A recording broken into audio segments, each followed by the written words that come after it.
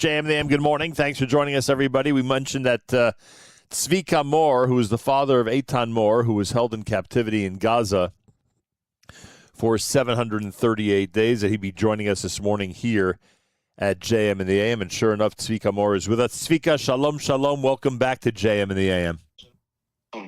Thank you for having me. A pleasure. Great to speak to you. We have not spoken to you since Eitan got back home, completed these 738 days of torture. What is it like having him home? How has that adjustment been for him and for you once he was returned? Yes. So we're still in a miracle. Eitan back alive. Yeah, I just want to mention months. Okay, the last 7 months of Eitan's captivity, we didn't know anything about him. The Israeli intelligence lost him. So it's a miracle. It's a miracle that Eitan is alive and Eitan is healthy plus. And Eitan is doing well. Eitan needs to be in hospital twice a week, but he is doing well, and gets healthy. Wow, pretty amazing. And when you say that he has to be in the hospital, I mean, these are required, or this is something special because of his situation, because of the way his body reacted to all these months in captivity? What do you mean? Yes. Most of the hostages need to be in hospital once a week, twice a week. Okay, so they're coming together. They have a special room there, and special and unique physicians, and Eitan is very satisfied from the treatment. Has he described to you in detail some of the things he went through? Yes. And what is that like for a parent to sit there and hear these horror stories? Yeah, so it's different when we were talking about it and Eitan is sitting next to us. Okay, so it's not like we heard it from the intelligence in the past 2 years. Eitan is sitting next to us, and we can see that he's okay, and he can speak about the captivity fluently. And Eitan is a strong man. Eitan is a tough man. So Eitan was in Gaza from 2 years, only in the city of Gaza, and it was most of the time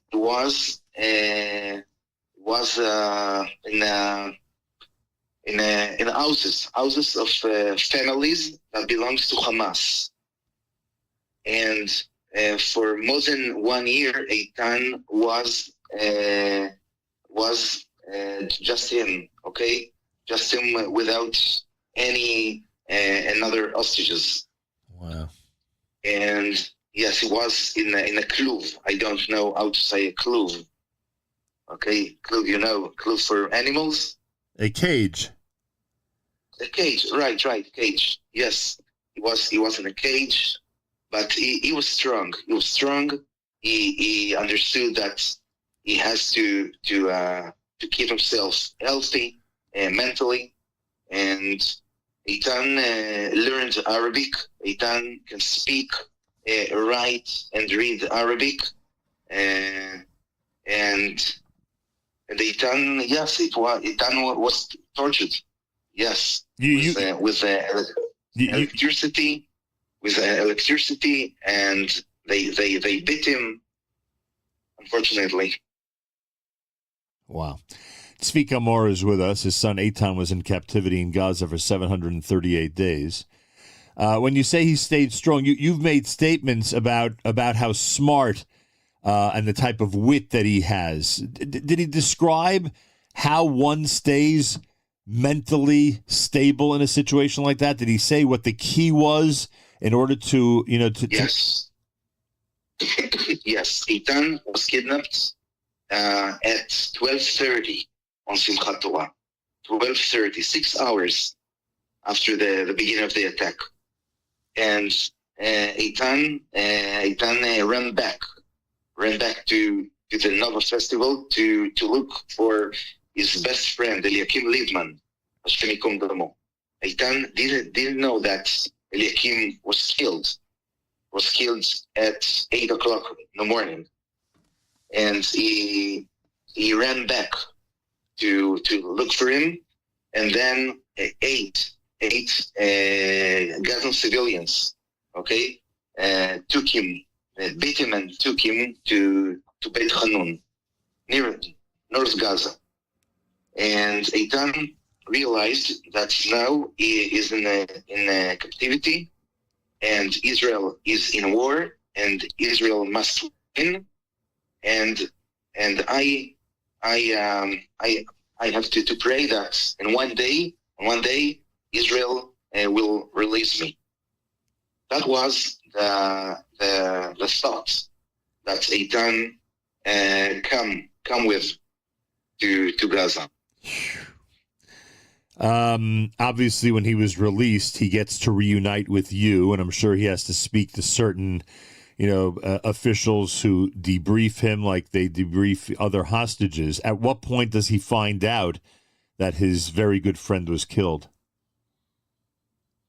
Yes, so Eitan heard about Yakim Liebman just after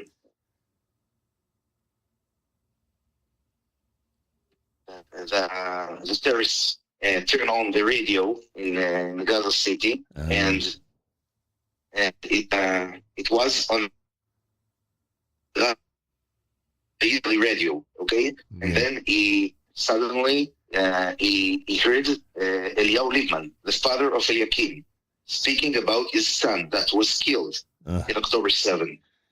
So this was the first time that Eitan realized that he was completely burned in an ambulance, okay?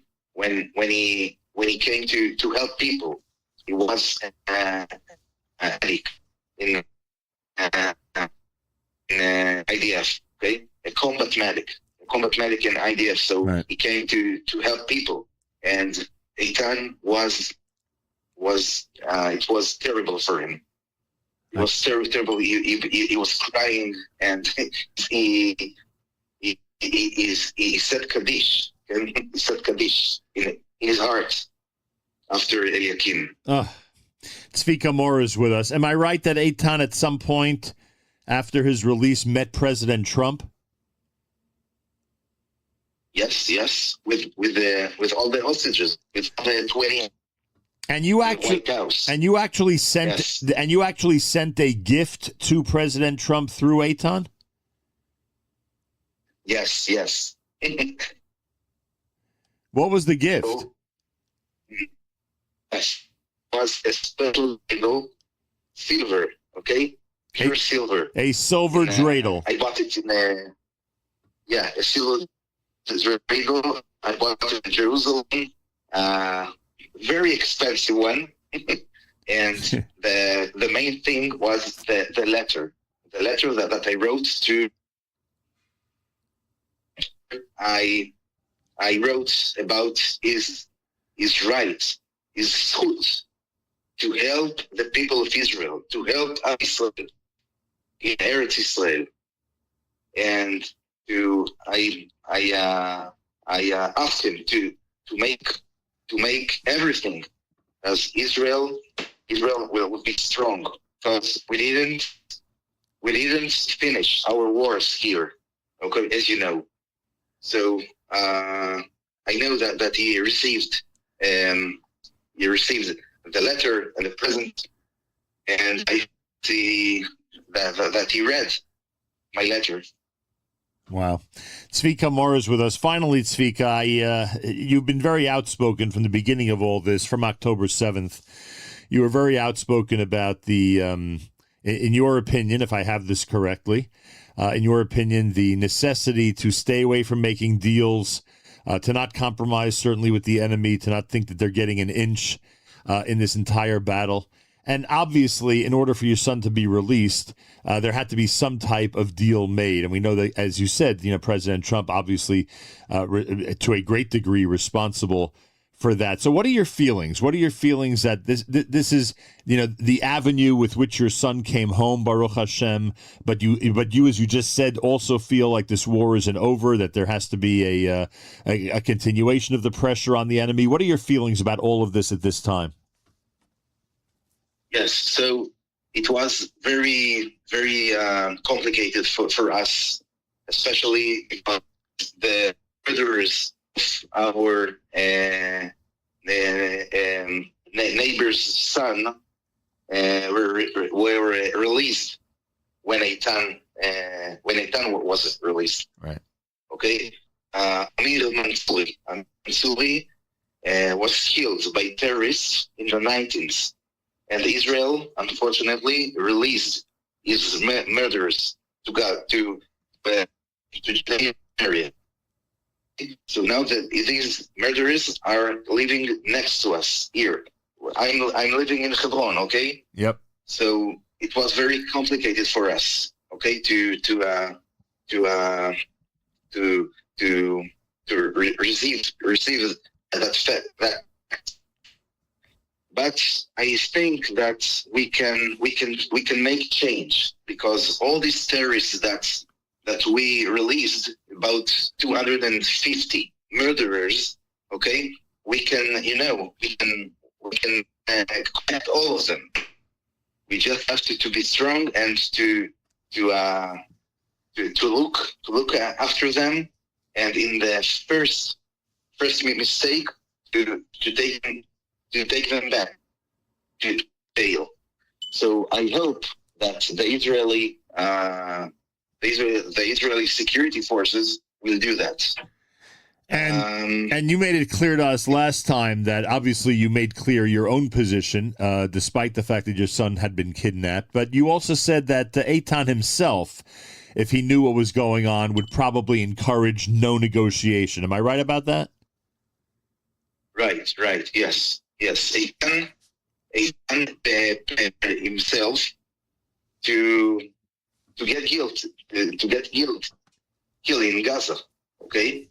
Eitan realized that Israel must win, and Eitan didn't want that another Israelis will be killed after we will release terrorists. Right. Because that's what happened again and again for 40 years here in Israel.